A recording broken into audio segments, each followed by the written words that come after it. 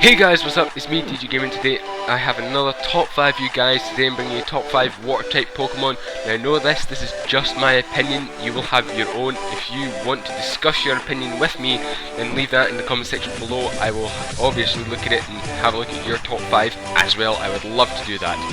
Now no, I will not be bringing in just stats or just looks. I'll be taking in things from its stats to its move follow to its looks to all these things. Everything that makes up the Pokemon I will be looking at.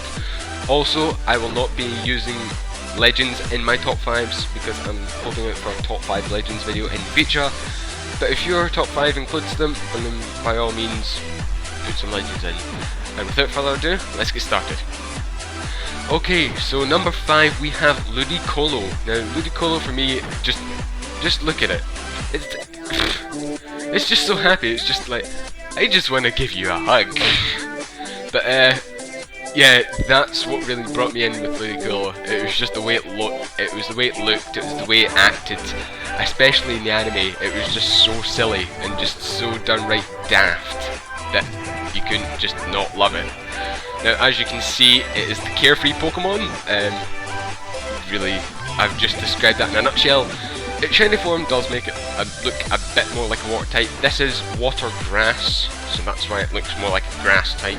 But it's water. Don't worry, I'm a good boy.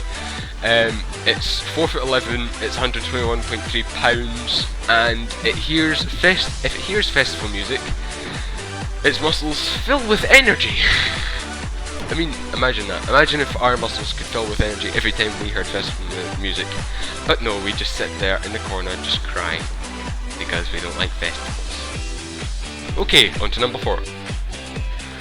Okay, so number 4 we have Omanyte. Yes, that's right, Lord Helix himself.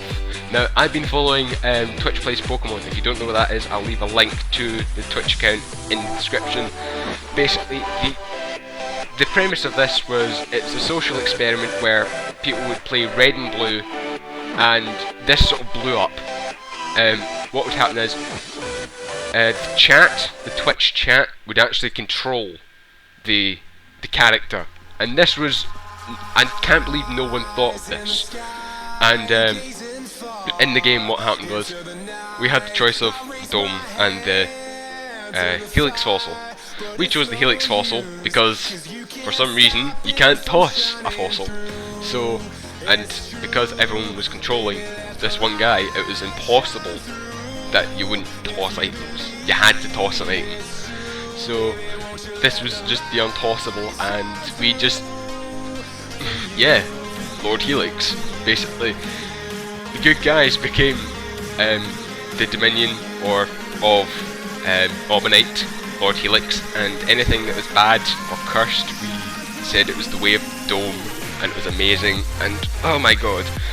Also, what happened recently, I mean at 9 o'clock, this is now 12, we just defeated the Elite Four in Pokemon Crystal. We're currently playing through Pokemon Crystal. We're now heading off to the Kanto region, so if you want to go check that out, links in the description. And yeah, that's Omanyte.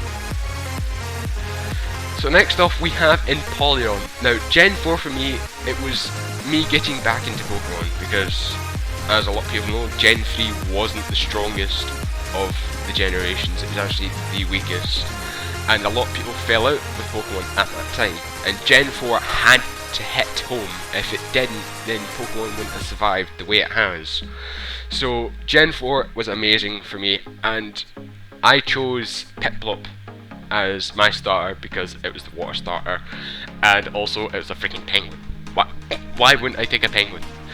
And to see it evolve into a water steel, the only water steel ever to be introduced into the Pokemon games, is amazing. And the fact that it actually had a use. I used to use this thing competitive. That's how good mine was. I EV trained it and IV trained it to hell. I managed to get a Ditto, can't remember how, but I managed to get a Ditto, I bred it and I bred it and I bred it, and I finally got that perfect one. And then Gen 5 came out. And everyone moved to Gen 5. Nothing more left to be said. Alright, so if you saw my previous video, you would know that Blastoise was in that video. So Blastoise is number 2 in this video. As you can see, it's the Shellfish Pokemon, and you can just look at him. He's just big, bulky, beastie muscle. He will kick your ass with his hydro cannons every day of the freaking week. He doesn't actually seem that heavy for his height. He's only 188.5 pounds and 5.3 foot, which is quite tall and not very heavy for his weight. He is the shellfish Pokemon, and yeah, there's nothing else left to say about him other than he will kick your teeth in. No questions asked. Okay, so number 1, we have Froakie. Now, if you saw my top 5 Pokemon of all time, you would know that Froakie was number 4? No, number 3. And basically, I love Froakie because of his design and the way that he was introduced. And I mean, he's a starter, and he's a ninja. He evolves into a ninja.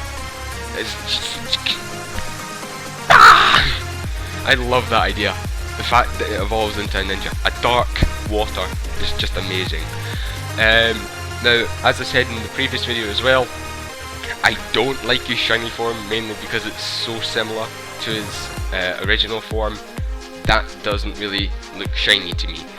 But other than that, Froakie is amazing. I love the fact that he's the Bubble Frog Pokemon, and he's got frubbles on his neck that he throws at enemies when he's being attacked to slow them down. And it's just, he's just so strategic and so just ninja-some. It's just awesome. But yeah, that's why he is number 1 in this list, and I believe that's the list. Okay, so if you enjoyed this, hit that like and that favourite. It would mean a lot to me. Also, as I said in the start of the video, if you have your own personal top 5 water type Pokemon, let me know. There's a comment section below, use it. Simple as. So yeah guys, I'm DG Gaming, and see you next time. And yeah, look at this Gyarados. Yeah!